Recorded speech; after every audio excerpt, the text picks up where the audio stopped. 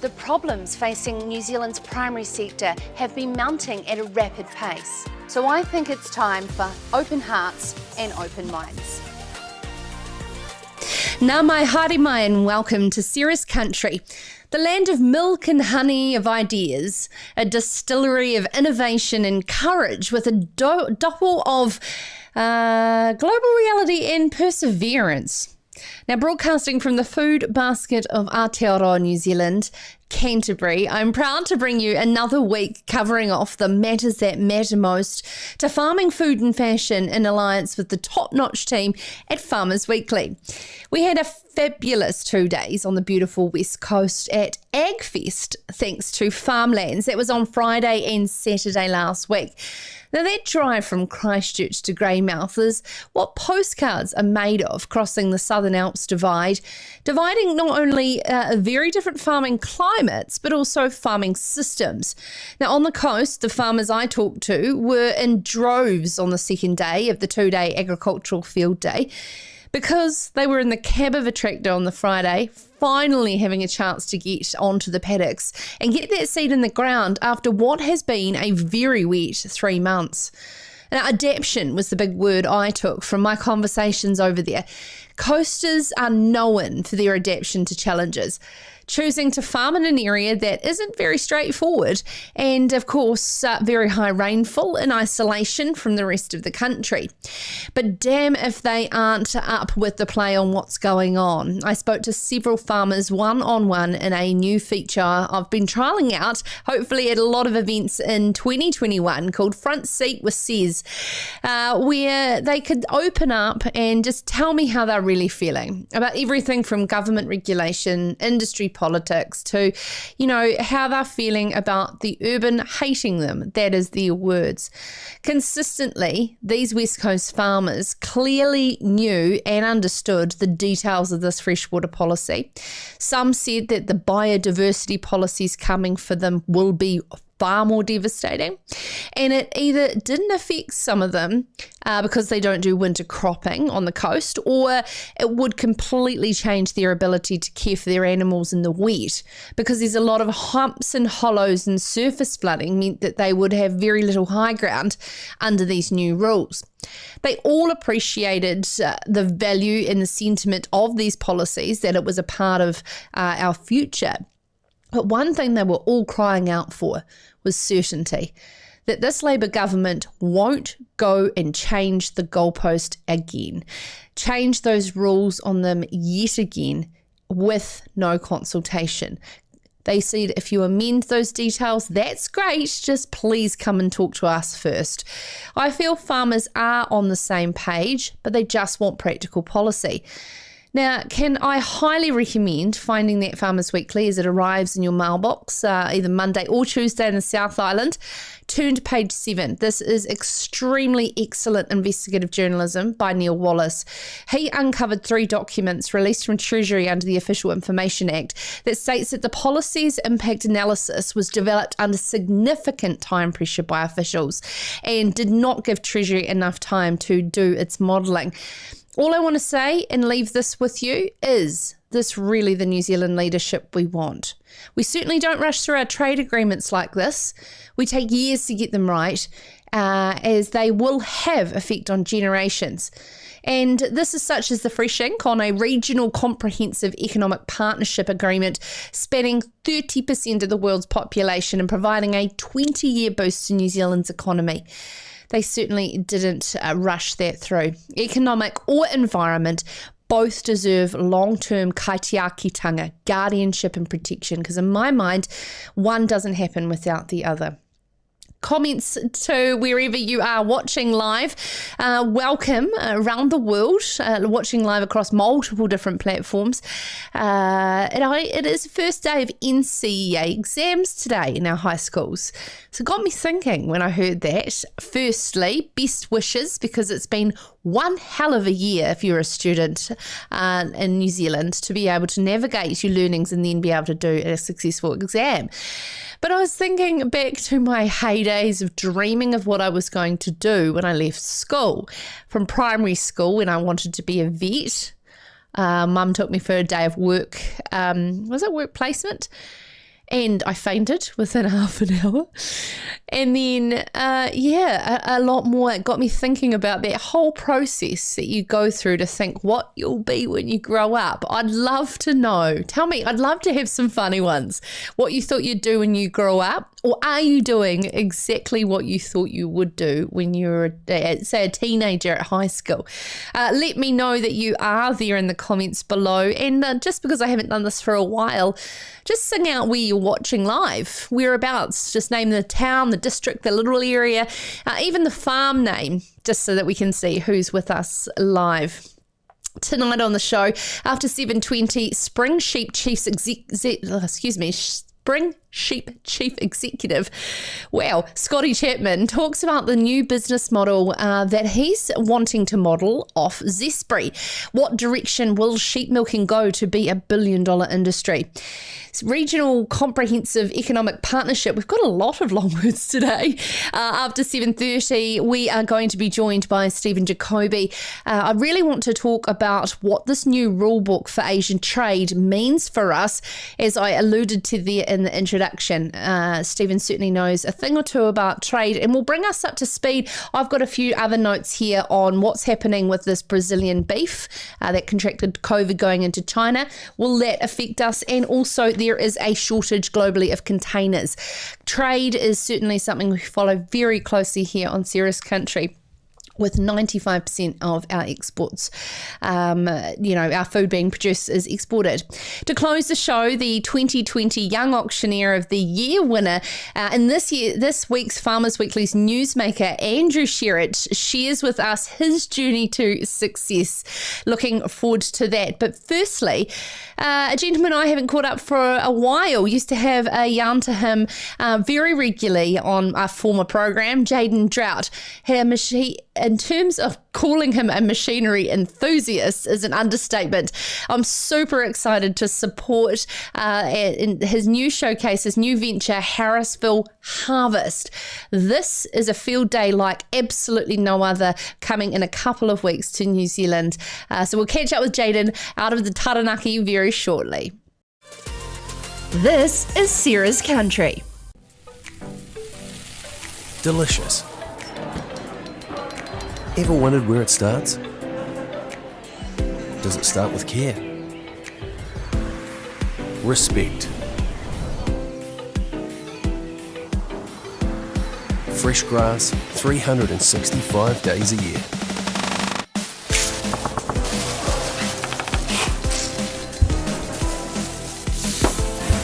The truth is, delicious doesn't start in a single moment or with a single ingredient.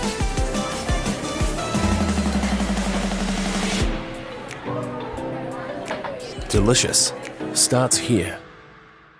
Every morning, Kiwi farmers wake up to produce high quality food. Yet, every night, some Kiwi families are going to sleep hungry. Meet the Need is a charity founded by farmers, and it's here to change all that. We're about New Zealand farmers feeding New Zealand families by donating a small part of what we grow when we can. You can help us make sure no one in New Zealand goes to sleep hungry again. Visit meettheneed.org and follow us on social.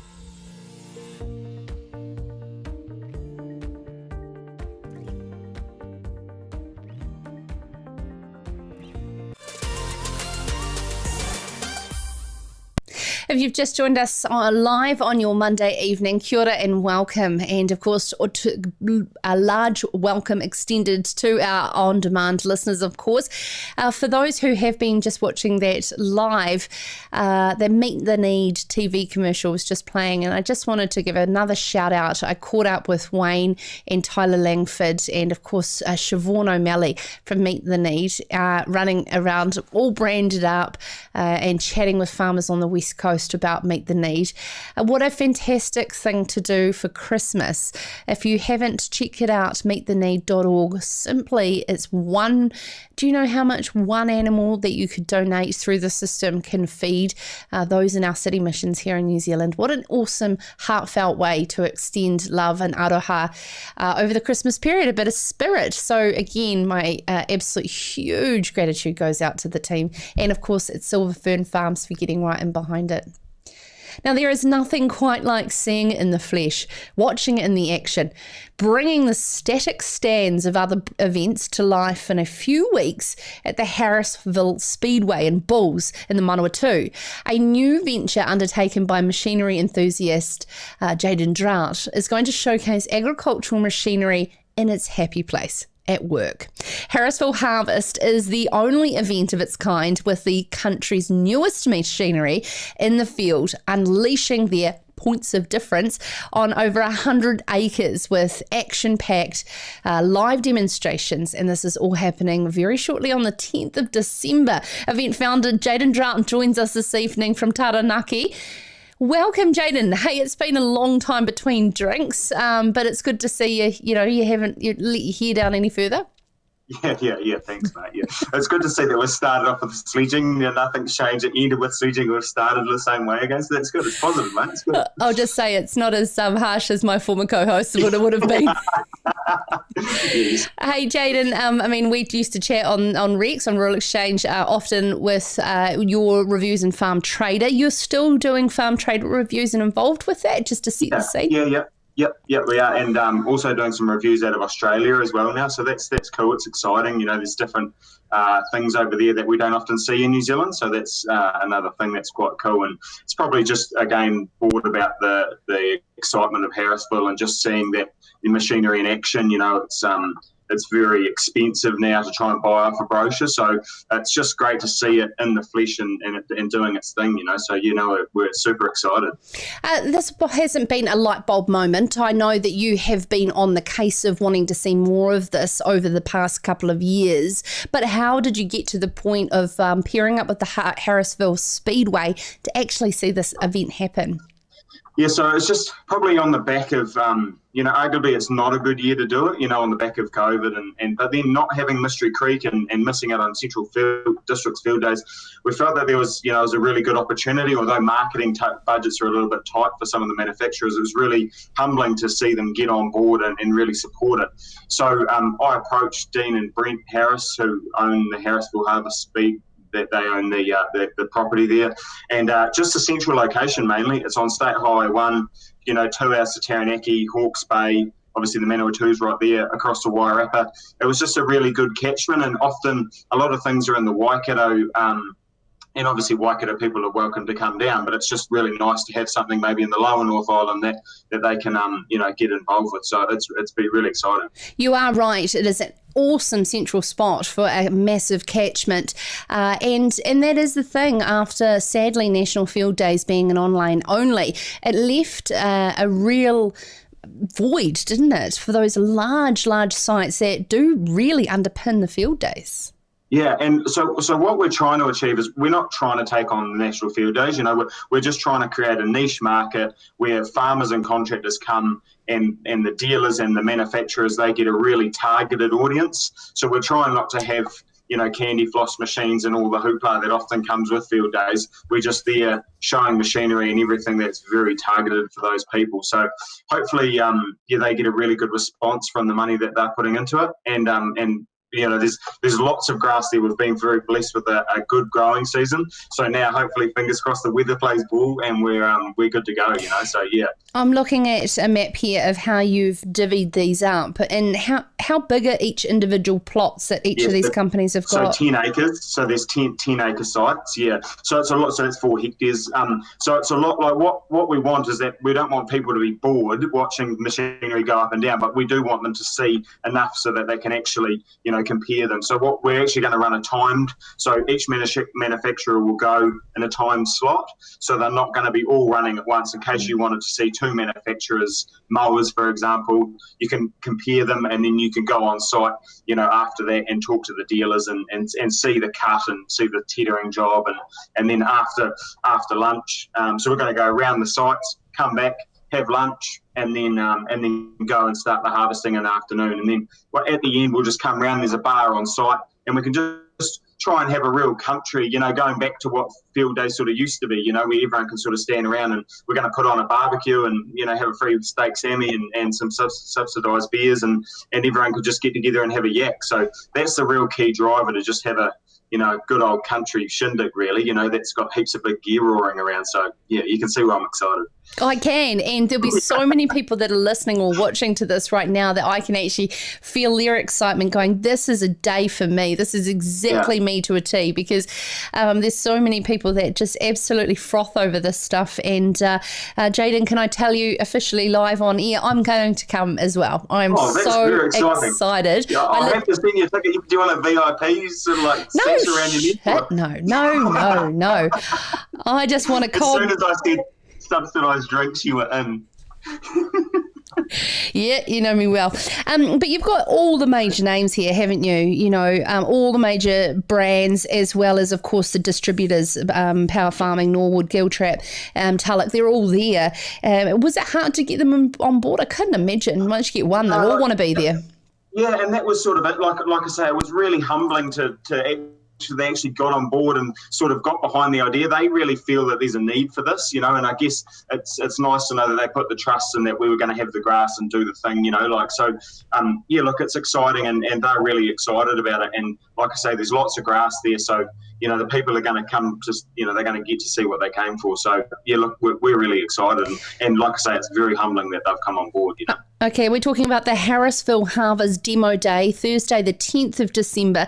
You can get tickets at the gate at the Harrisville Speedway, which is off State Highway 1 near Bulls. There will be, as we said, food and beverage available on site, but the big thing about this is that these 10-acre plots, these 4-hectare plots, individually you're going to have an experience to see everything in the flesh, completely different to other field days. Before you go, I got a couple of things. One, with your farm trader hat on and your general commentary on machinery, the machinery industry, how dramatically has COVID affected imports, particularly like parts and things like that? So some stock is a little bit tight at the moment. There's a slightly longer lead times. However, that's seen dealers actually sell a lot of second-hand equipment, which has been really positive. There was that sort of rush to buy new equipment a couple of years ago, and obviously the trades sort of sat around a little bit. So there's been that cleaning out of the yards, which has been really positive for them. And then also on the back of that, we're very lucky in the countries and in the dairy and the beef sector, obviously. COVID was a bit of a niggle, but it never really affected us too much. And so now they're back on deck and they're really going for it, So there's lots of grass around. Contractors have never been so popular in their lives, and so they're just going for it, So the machinery dealers are just, they're really excited about it. So, yeah, look, and hopefully that positivity flows through to the event and we'll be good to go. And tonight in the comments, I would love to know also from all of our guests, what was that? Did you want to be a farm machinery reviewer and, of course, some dairy farmer when you were a young buck? Or did you have other plans? I didn't want to be an event organiser. I know that much. Yeah.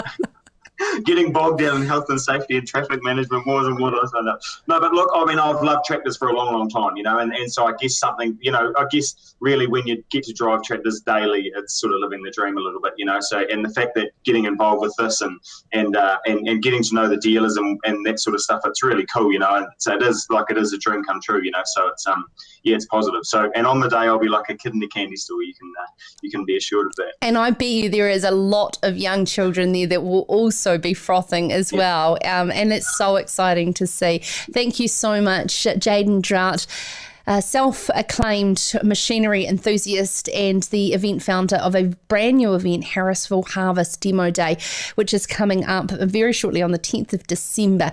Go and check it out on Facebook. It's very exciting. And as I announced there, I'm looking forward to it. I've got the tickets booked just to fly up for the day because Jaiden's a good bastard and I'm so proud of him to pull this together. It's very, very exciting. Up next on the show, if successful, it would transform the sheep milk industry into a $1 billion industry.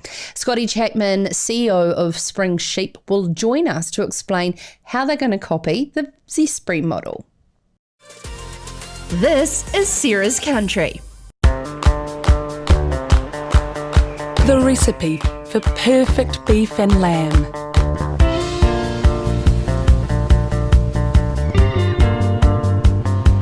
Take one small fresh country. Make sure it's nice and remote.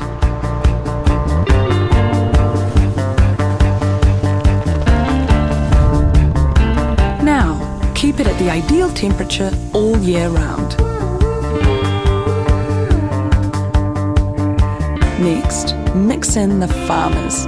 They go perfectly with the nature of this unique place.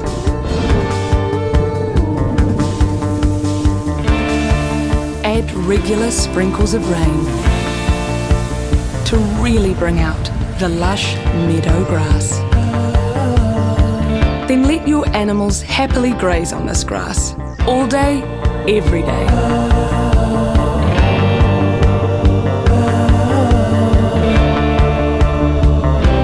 And there you have it, New Zealand, the perfect recipe for beef and lamb.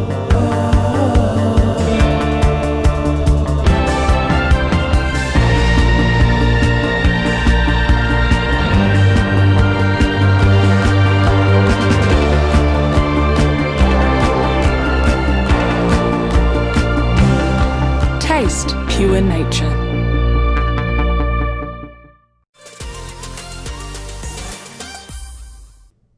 Now, can the Zespri business model work for New Zealand's sheep milking industry?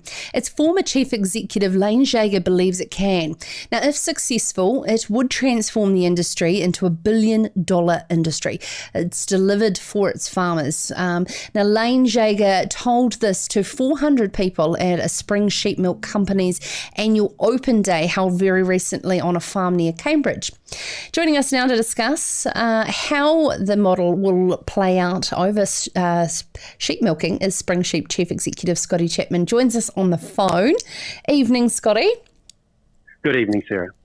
Now, Lane spoke, and of course, for those not familiar, Lane was the former CEO of Zespri for many, many years. You called Lane up, 2015, about how to model the Zespri model. For those who are not aware of what the Zespri business model is, can you explain about its attributes? Yeah, sure. I mean, I worked for Zespri in the mid-90s up in Japan and Lane was some of that stage as well. And basically what I liked about the model was it was completely quality-based. We could scale supply, but we could control quality with what we were doing. And that meant we got a market premium of about 100% over Chilean kiwi fruit and Italian kiwi fruit and the others. And it was fascinating for me to have a model whereby you could make that much value back to your growers. And when we were setting up the sheep milk industry, it began with a conversation around, well, if we were starting with greenfields, how could we set this up in a way whereby we could extract real market premiums and make this a scalable category that's interesting to all involved?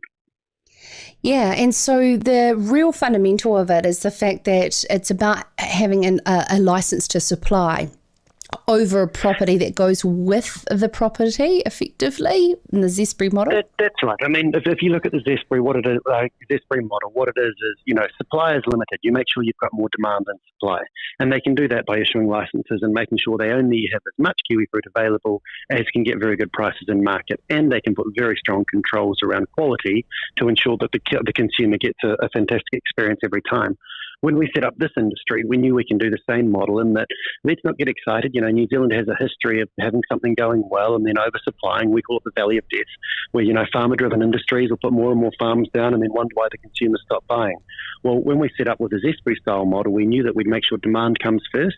And while we're really excited about converting farms from cow dairy back to sheep dairy, well, that's backfilling. And so we get it right in market. We understand what the consumers want. We target consumers, and then we backfill supply to make sure we've got a sustainable business that can scale. Backfill supply, I like that.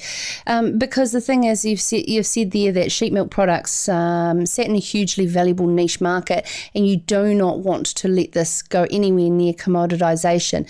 Do you believe that you have to get in early on a product category, or to let it apply? I mean, I'm thinking of the likes of, and I know this isn't your specialty, but we've seen that happen in the wool industry.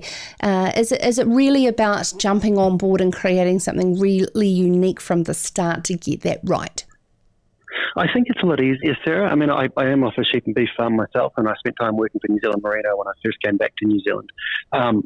I think if you start with a greenfield, you can set it up in a way that's scalable. When you've got multiple players, and, you know, New Zealanders have a history of competing against each other in market, which is just a sad thing that we do.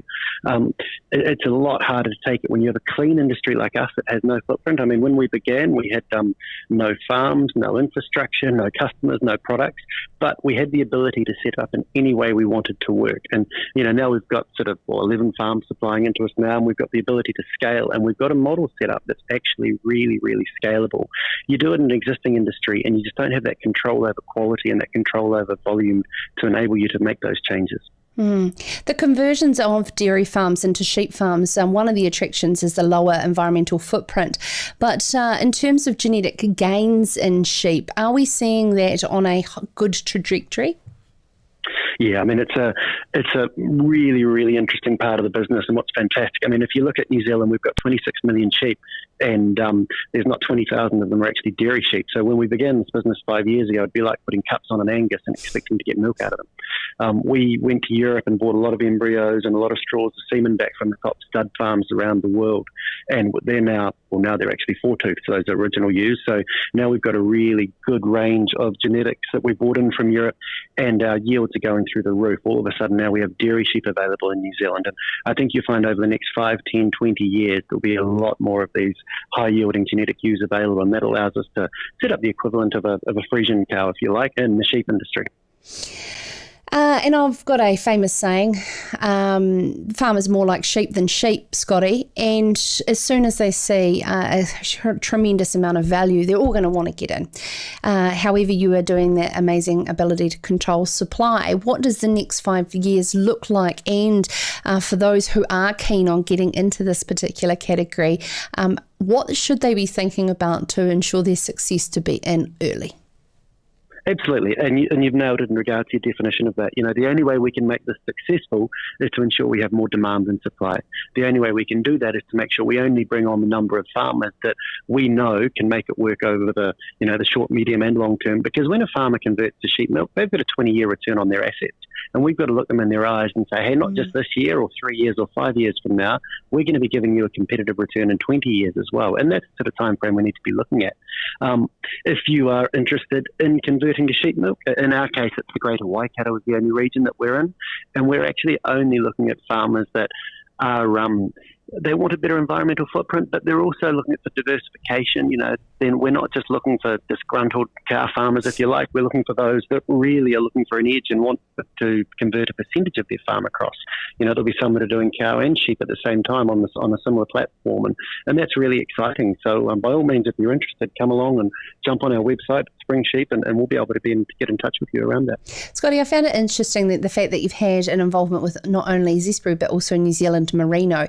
How do farmers take a look into their bankers' eyes for the long term and for 20 years, and to ensure that the support for these types of niche markets is supported with the capital to go with it? That's a great question, Sarah. I mean, I'd look at it another way. You can only worry about what you can control. If you're in the sheep milking industry and you're a farmer, you control yield.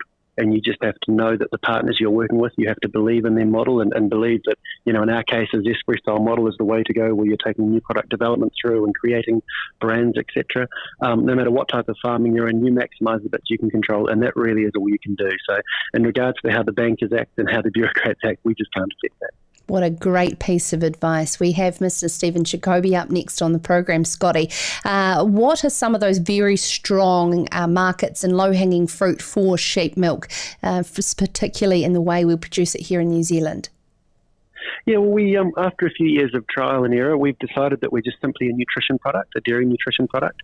And what that means is things like, fresh milk and yogurts, etc., we won't be doing. So when you get into nutrition products and probiotics and baby formulas and things like that, we're finding our strongest markets are in Asia. So we began in Taiwan. Then we went to Malaysia and Vietnam the next year. Now we're also doing China as well and Hong Kong. And it's just the range of Asian markets. So for us, let's have 5 or 6 markets, make sure that we're not reliant on only one, and a range of nutritional products. And that's how we'll be just Asian focused for the next 10, 15 years. That's where we'll be taking it. So you will welcome the new rule book for trade into Asia that has been announced today?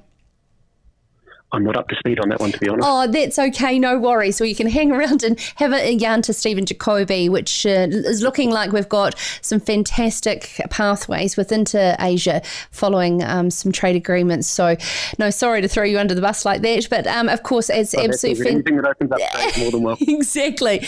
It's always a pleasure to catch up with you, Scottie, and congratulations. It's like leaps and bounds every time I speak to somebody from the sheep milking industry, and some absolutely incredibly inspiring young professionals coming through the company as well. So congratulations and well done on your direction.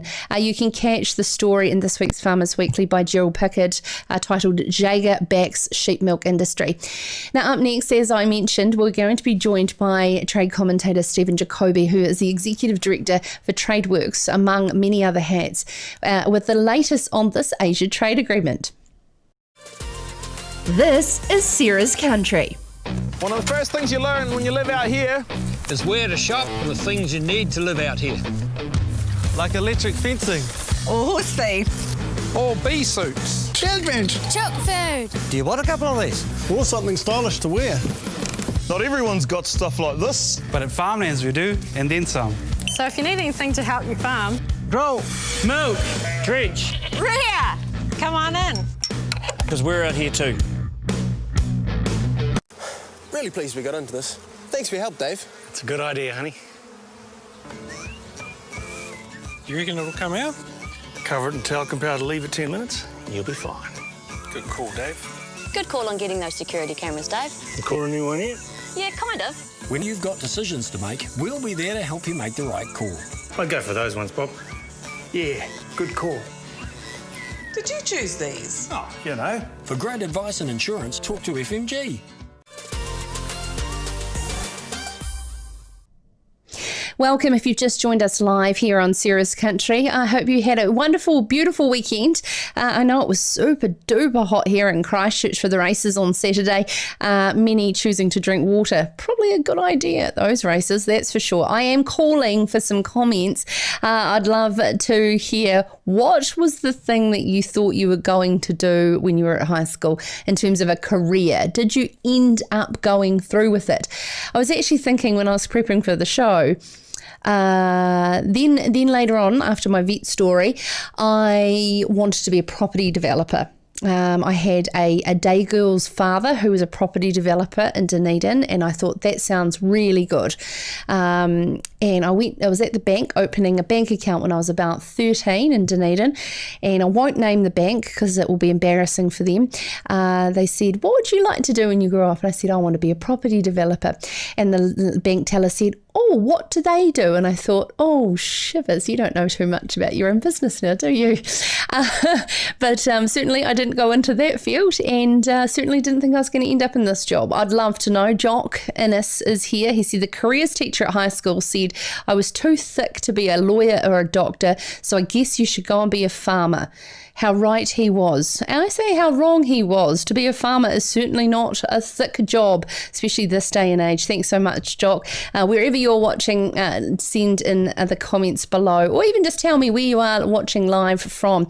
With these beautiful long days, I know there's a lot more of you listening on demand on podcast, and I really enjoyed so many people coming up at AgFest to tell me that they thoroughly enjoy listening to the show in all walks of life too. One gentleman was milking 4,000 dairy cows, and he started with nothing, him and his wife. Incredible inspirational stories, and that's why I love getting out and about, and may that damn COVID stay away so we can continue to have events over the summer. Now, business leaders from the New Zealand International Business Forum have welcomed the signing of the Regional Comprehensive Economic Partnership Trade Agreement. This is to go with your side of CPTPP. The chair of RCEP said that they are pleased it has come to fruition after 7 years of effort. If you listen to my introduction, you will see what I was talking about. The RCEP will further strengthen New Zealand's trade and economic relationships in the Asia Pacific region and assist our economic recovery from COVID-19, as well as provide a 20-year boost to New Zealand's economy. Sounds good. Joined now by Stephen Jacobi, always my favourite, well, I shouldn't say favourite, because Mr. Finney might get upset.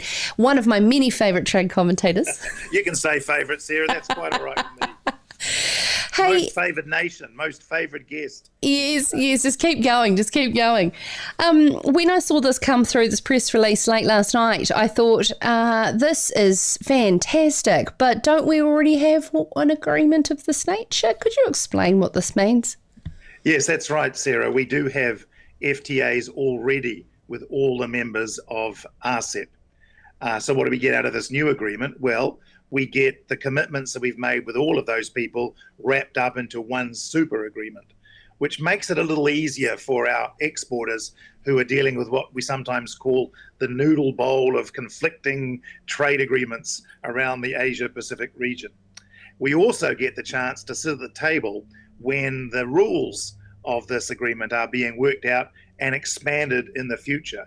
And given that this is such a whopper, and given that it includes a large number of our major trading partners, 7 out of 10, we just have to be at that table when these discussions are being held.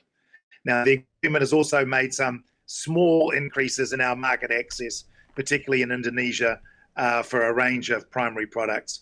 But that's not the real thing. The real thing is that we are linked to this big new deal going forward in the region of most importance to us. And the one player that's not at the table is India, because potentially their 1 million dairy farmers will be threatened by ours? Yes, look, unfortunately, India is not in the final deal. There's a door open for them to join whenever they would like. They were part of this negotiation right up until the end. They were concerned about New Zealand and Australian agricultural exports to India. But then they got even more concerned about the fact and having to let in more Chinese goods. They found that too complicated to accept. It's a real shame India is not there. It would have made this an even better day for New Zealand trade. And it would have made sure that India was also at the table when these rules are being made. So we just have to find some other way to build that relationship. There's been a lot of commentary on throughout media today here in New Zealand, with particularly a figure being bandied around of $2 billion. Please explain that. And new Minister of Trade, Damien O'Connor, is really heading this now. Have they really done the numbers and understand what this means? By the way, Damien O'Connor has actually negotiated this deal for New Zealand over the last few years in his capacity as Minister of State for Trade. Right. He's actually done a very good job, has been very dogged, done his best to get India across the line. But this number, this figure, it's possibly a little misleading to fixate on it, frankly.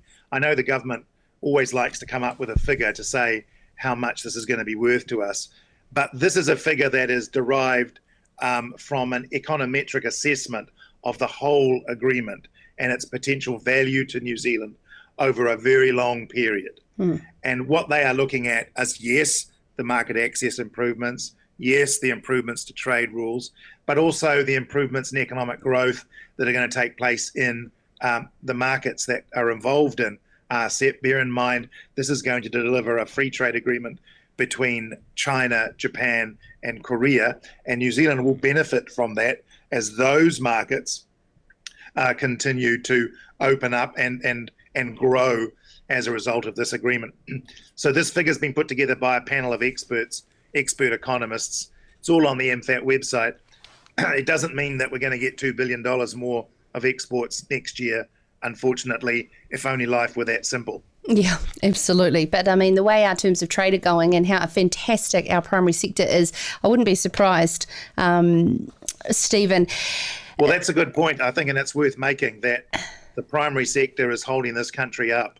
And all credit to our farmers and other primary producers, horticulturalists, the fishers, the whole lot. You know, this is what we have always known, that this is where the value and the strength of our economy come from. What are some of these non-tariff barriers that, in particular, around fresh produce and what we saw over COVID, and how will that be improved?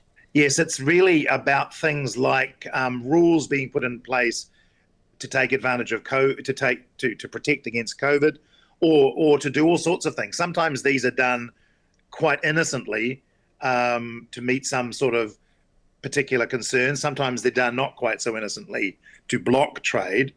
And what RCEP does is it puts in place a new process for dealing with these non-tariff barriers and an expedited dispute settlement system for dealing with them. What exporters tell us is that these non-tariff barriers can be worse than the tariffs. They add time, they cost money, and so fixing them is a major focus. And an example, of course, is coming up, and I'm sure you're going to ask about this.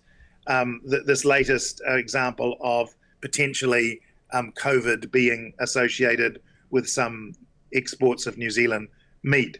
It seems very unclear about what this is exactly.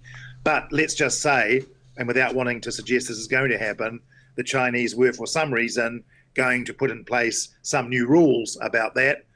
Actually, we know the Chinese have been putting in place new rules around COVID preparedness. If they are deemed to be unnecessary or overly distorting of trade, then we can use processes like this to address them. And often it's, in the immortal words of L.B. Martin, it's the putting right that counts. Sometimes economies do things. We've got to have a way to try to address them. The putting right worries me in the faith of the WTO, though, Stephen. Well, yes. The WTO is our ultimate court of the land. Yes, it's court. Yeah, that's right. Ultimate court. And that's been complicated by the United States positions around the WTO, by the assault on the appellate body in the WTO. There's now an interim system being put in place that includes, by the way, New Zealand and China and the European Union and a whole lot of others, but not the United States. Yeah, we do need trade rules to operate at the highest level, but sometimes things can be sorted out without quite going that far. It's not an easy thing to take a WTO action. We had Kimberly Cruther on the show last week speaking She's around. Great. She knows all about this. She is, and that effectively pumping record farm subsidies in the US would be a non-tariff barrier, would it not? Well, it's actually a subsidy action. It's not considered a non-tariff barrier in the strict sense of the word, because those subsidies don't directly impede our market access, but they do impact on our ability to do business in the United States and elsewhere, and they need to be addressed. One of the problems that the WTO has had is it's been unable to move forward on a very important set of negotiations around trade distorting agriculture support of that kind. And we really want to get that moving again. To do that, we have to have confidence in the WTO, more engagement from the United States, and a new Director General. All of those things remain to be done. How are you feeling about a democratic leadership in the States? I'm sure that that's going to change things. But what does it mean for the CPTPP as well? Yeah, well, I obviously I'm hopeful that the Biden presidency will result in more rational policy, rational trade policy on the part of the United States. I think it will. I think it will lead them to re-engage more constructively in the WTO. We know it needs fixing, but the way to fix it is not to explode it. I think it'll mean a more sane attitude in relation to China, hopefully. They still got a problem with China, a big problem. But I don't think they'll prosecute that policy in quite the same antagonistic way that has proved so difficult for the world. But on CPTPP, I'm not sure that they're going to find their way back anytime soon. It may be, though, that this RCEP gives them a real fright, and it should do, because other people are going and doing deals now that don't involve the United States. They've taken themselves out of the equation. They're not sitting at the table. And that could well focus the mind. But I think possibly an early return to CPTPP is not on the cards. Maybe in time they will get around to it. We hope they do. Lastly, with the Boris nightmare unfolding, and he's meant to be Mr. Brexit, is that going to have an effect on progress for us? Well, this is a very sorry state of affairs, isn't it? We can't progress our NZ-UK FTA to its conclusion, I don't think, without Brexit being sorted. We can make a lot of progress in the meantime, mind you. We've had 2 rounds of negotiations, seem to be going quite well. We can't, so I think that is a real problem to sorting out our post-Brexit trade arrangements. They've got to leave for us to know what that is going to look like. We still have some issues with the European Union and the UK, however, around these quotas that they are saying they're going to divide up. Particularly, this is going to be a problem for the sheep meat industry next year. And time is really running out on this. And, the new government, our new government, Jacinda Ardern and Damien O'Connor are just going to have to get on the phone and they're going to have to say this situation is intolerable if it persists. It is not the way to start a new constructive relationship in trade through an FTA. And Jacinda was quoted pre-election saying she will forefront a lot of these trade agreements, using her popularity for some good in terms of that, which is great. Yeah, well, strength to her. Yeah, Stephen, you may have heard, we're talking about, career pathways that you may have thought you were going to head on in your high school years. What were some of those outstanding subjects for you, and which direction did you think you were going to go when you were sort of 15, 16? I'm a little boring because I wanted to be a diplomat when I was at high school, and I in fact became one. So I realised that dream. However, then I left. I left the Ministry of Foreign Affairs and Trade and went on to do things in business, something I had never thought that I would do. I mean, in some respects, I still do the same trade policy related things that have always been of interest to me, but I really wanted to be a diplomat at school, and pleased to say I was able to realise that dream. Was there someone stand out that was a mentor back in the day on the telly or the radio that you thought, I want his job or hers? You know what? I remember sort of seeing a parade of distinguished people through the school I went to. Auckland Grammar had a lot of very high level people would come and talk to us. Now, occasionally they must be desperate. They get me to talk back to the school from time to time. But one or two of those had a big impact on me, who had been diplomats and had worked in international policy. And I had an interest in languages, so that's what really sparked my dream. Oh, absolutely. I can totally understand that. Thank you so much, Stephen Jacobi, there from the New Zealand International Business Forum. And of course, the new news is the signing of the Pan-Asia Regional Comprehensive Economic Partnership, known as RCEP. Yet another acronym just to top off your week. Now, lastly on the show, actually before I do, I'm going to get to some of these comments. John Williams, radiographer technician. Really? John, as a child? I wonder where that dream came from. Now I just need them. Oh, goodness. You're not that crippled. Kevin, thank you so much for joining us in the comments, Kevin. Haven't seen your name pop up yet. I was at high school mid-80s. Plenty of teachers believed in the philosophy that agriculture was a sunset industry. Really pleased I didn't listen to them. I totally agree with you, Kevin, including my parents who said, you don't want a career in farming. Well, certainly made one. And how fantastic is it for the likes of Stephen, who knew early on what and direction he wanted. And that was purely connected to people coming into his schools and speaking. I lay the challenge before you. Have you been entering into your local schools and offering to speak at assembly, career expos, etc., about what you do in the sector and what makes your job so great? You can't sit there on the sidelines and just say no one wants to work in agriculture. Get out there and make a difference. Lastly on the show, we're going to be joined by this week's newsmaker in Farmers Weekly.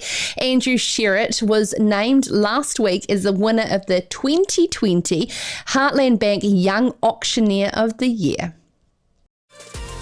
This is Sarah's Country.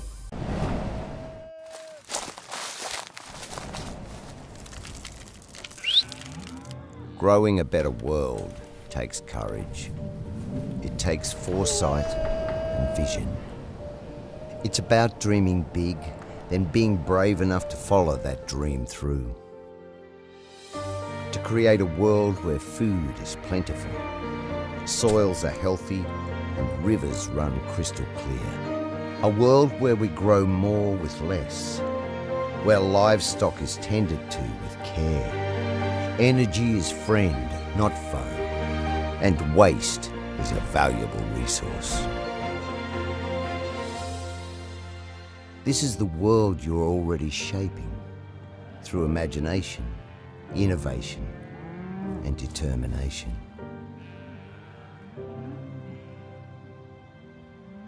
So as small steps become huge leaps, you move boldly forward.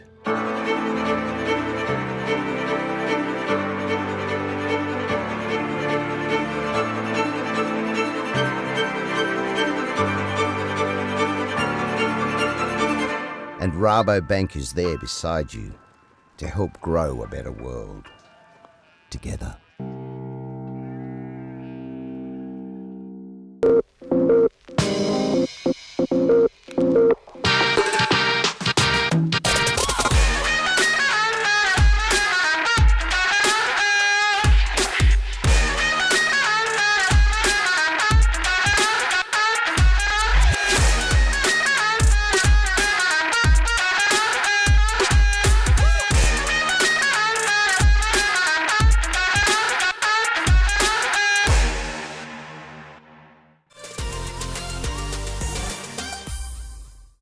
Now, Andrew Sherratt was not just going for the bid, he was gunning for the title when he took up the gavel in the 2020 Heartland Bank Young Auctioneer of the Year competition, as reported by Annette Scott as a newsmaker in this week's Farmers Weekly.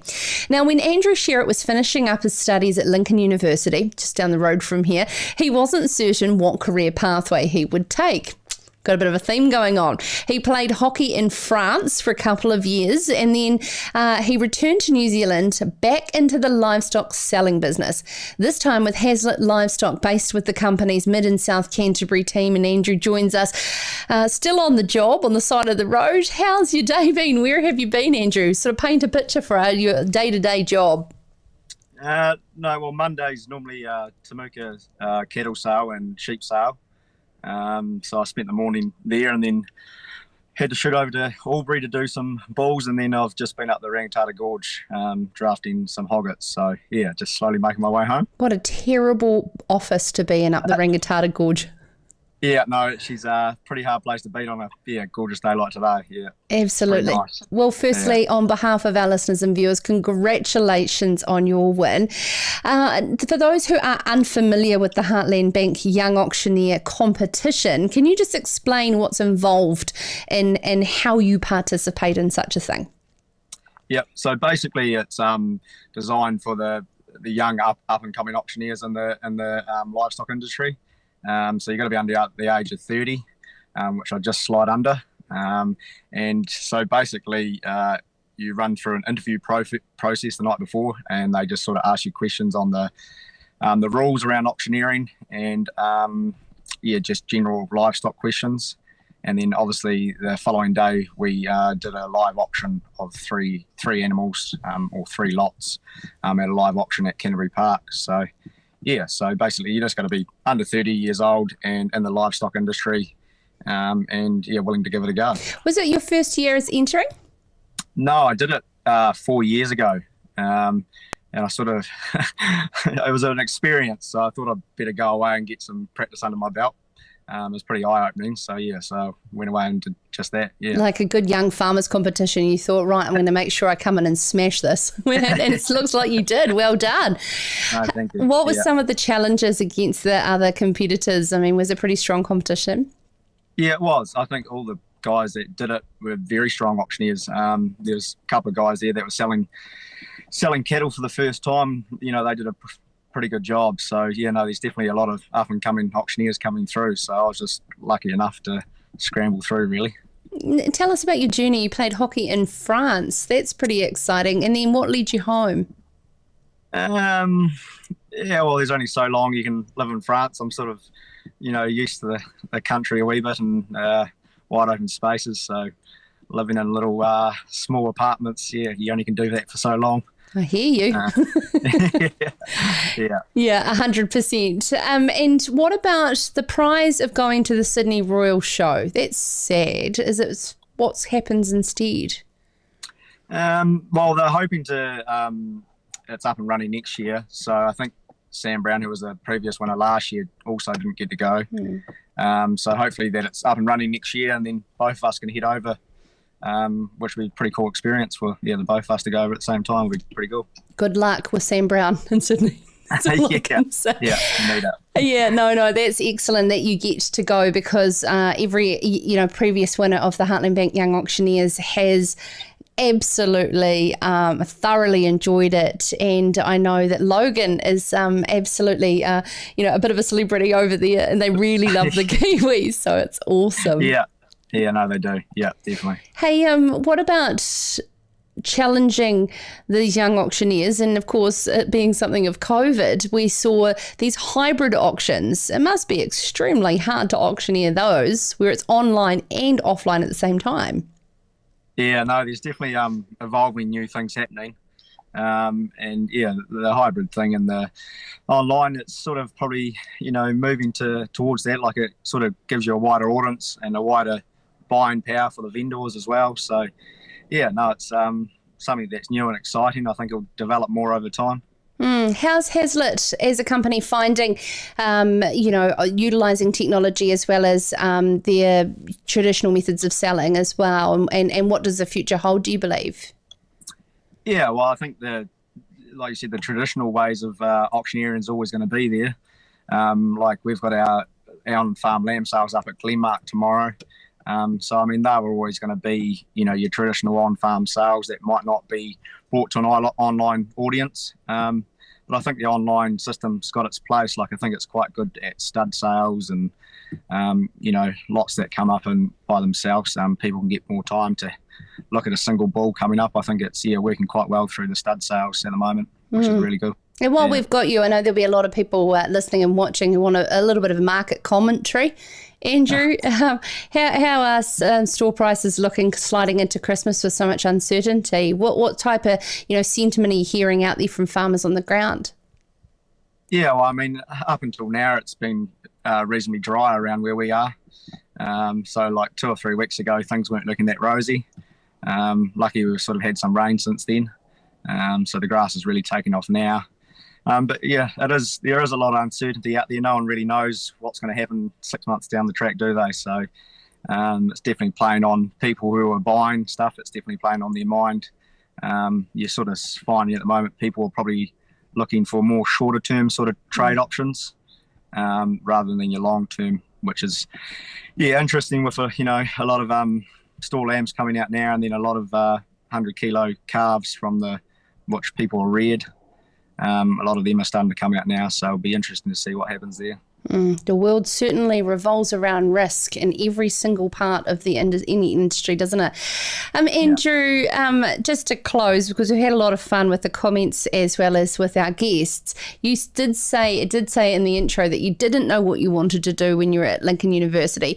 Do you remember back when you're a little nipper, a young boy? Is there something you thought, oh, I'm going to be an X, and you thought it could be quite funny?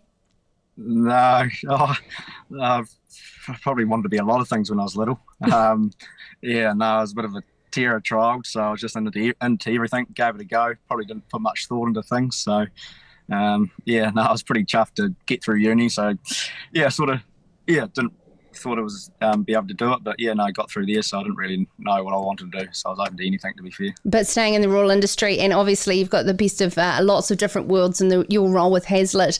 Obviously, as we said there, the best office in the country, that's for sure, in the parts that you get to go to.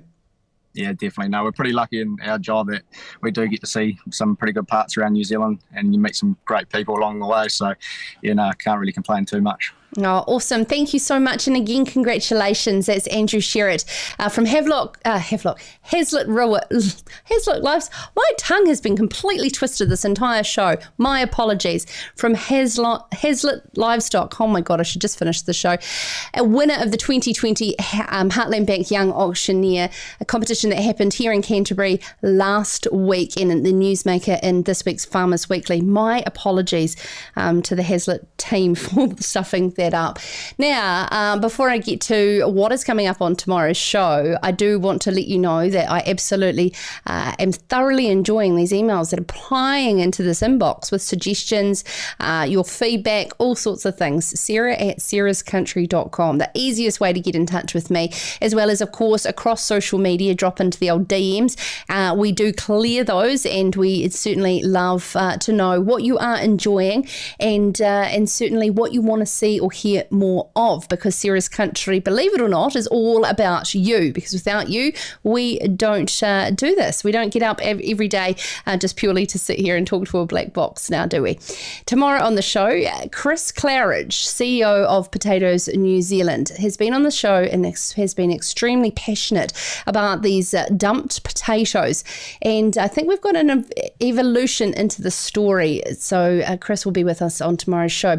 Surma Karapiva, the CEO of Meat Industry New Zealand, as we said there, to speaking with Stephen Jacobi, Brexit is looming and market uncertainty grows. Where is it from her perspective?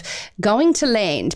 Forest Owners Association Phil Taylor will join us over this new government push on tree limits. All that up tomorrow on Tuesday's show on Sarah's Country. In the meantime, good night and go well. This is Sarah's Country.